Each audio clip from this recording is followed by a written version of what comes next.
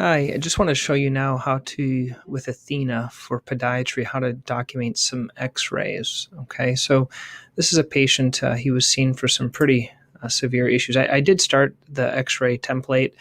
It actually looks like this. This is the one, and if you want this, certainly I can give you an example of how I did this. It has the side, the normal findings, the typical x-ray, degenerative issues, fracture issues. These kind of come pre-built in here, all this fracture aspect.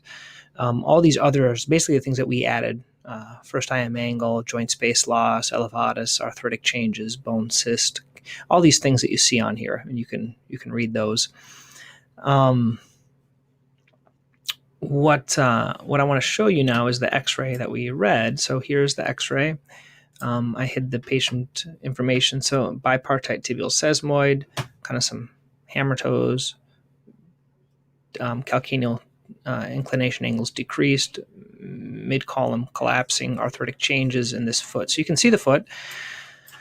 And I just want to show you how easy it is. So basically, these I always click as normal. First MPJ little thing, and ostrigonum, bipartite sesamoid, calcaneal inclination decreased, hammer toes, declination angle, and arthritis. And so when I do that, I just click discussed with patient, and that's how it goes with doing the x-rays. So hope that helped you.